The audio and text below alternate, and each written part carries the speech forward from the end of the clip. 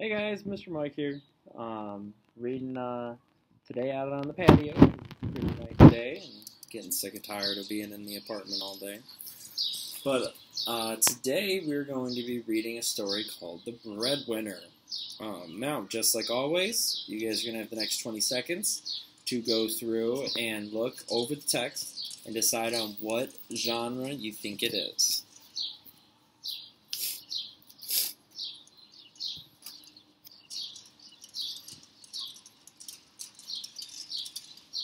About 10 more seconds.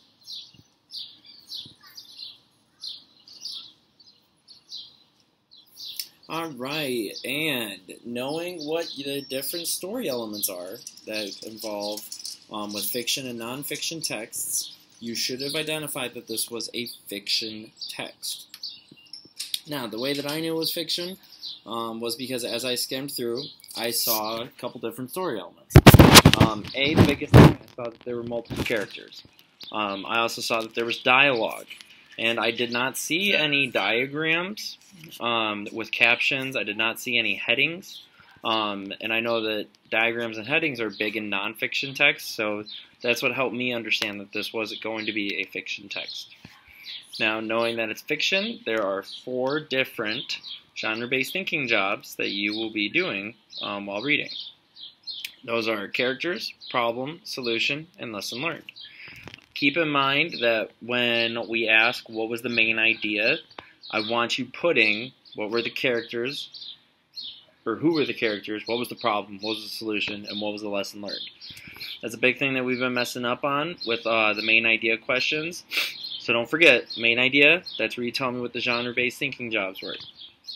And with that, as you read, be taking really good notes. That way, when you go to answer who were the characters, what was the problem, solution, and lesson learned, you can look at your notes, and you can answer that right away. So, make sure that you are taking your notes on a scrap sheet of paper as I'm reading. And remember to do that. Fold a hamburger. Title in the top left box, then CPSLL. Then in the bottom box on the left-hand side, I'm going to have notes. Keep in mind, too, I'm going to be asking a couple questions while I'm reading, and use these questions to jot down notes or to be thinking about answers that you're going to put for your genre-based thinking jobs. So, I'm going to go ahead and start reading. The Breadwinner by Arvella Whitmore. Ma'am, he said, I have a big table in my truck here. I thought since you folks were in the baking business, you might want it. It's been in our basement a long time, and we don't need it. That's ever so nice of you, said Mama. I'd be happy to take it, but I'll have to ask my husband and daughter what they think. Sarah followed the man outside while Mama went to get Daddy, who was kneading dough in the back. The table was lying on its side, and it was huge. It must be 7 or 8 feet long and at least 4 feet wide, thought Sarah. Strong looking, too, with its thick, swirled oak legs. They'd have to keep it in the front of the store since there wouldn't be room in the back, but it would be just right for kneading dough. The tables they owned were too small. Sarah smiled as Daddy came out, wiping his hands on his apron. A week ago, you couldn't have paid him to step out on Main Street in an apron.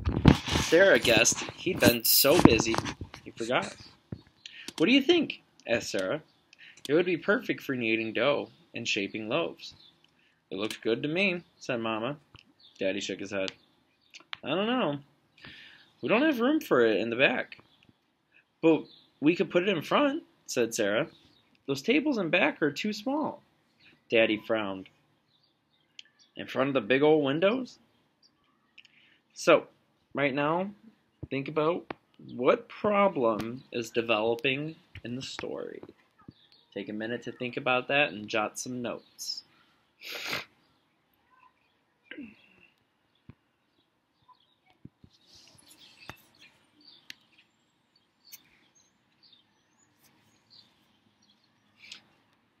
Why not? Mama said. I don't care if people watch me make bread. She winked at Sarah behind Daddy's back. Though Daddy had never said a word about it, they both knew that we would rather people didn't see him work with dough. It was silly, thought Sarah, and the sooner he got over it, the better.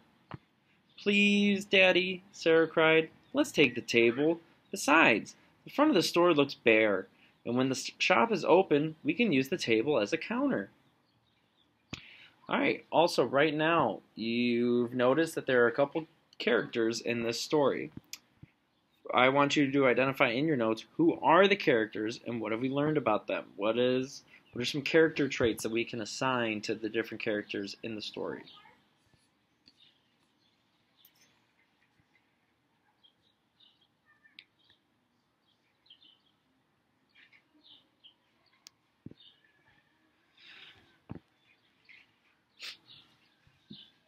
Daddy nodded to the man and grinned.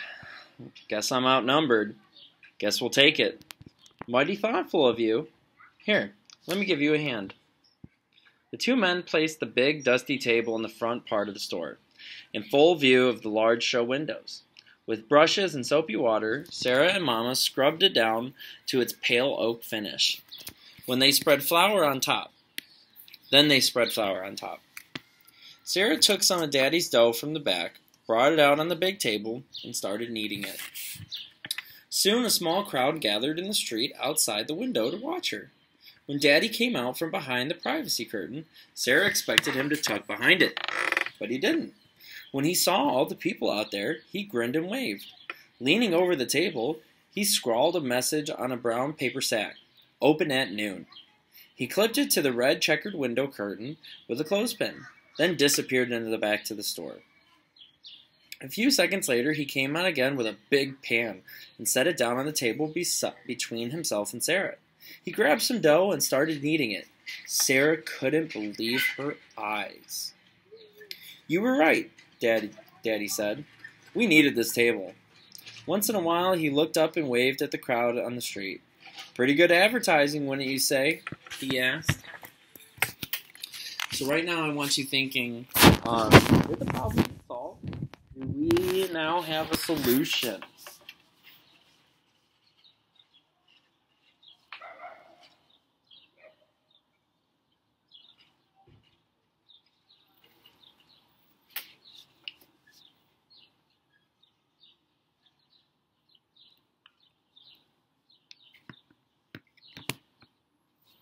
All right. "The best," said Sarah. "Yep," said Daddy. "Nobody's gonna say our bread isn't homemade. No siree." Mama looked on and smiled. A minute later, she brought out a pan of dough and started making cinnamon rolls. When we settled in, she said, "I might try my hand at cakes and pies. Just a few at first, to see how they go. I used to be good at it." "That would be wonderful," said Sarah. What do you think we ought to call our bakery?" asked Daddy. "Every business ought to have a name." "Gee, I don't know," said Sarah. "Never thought about it."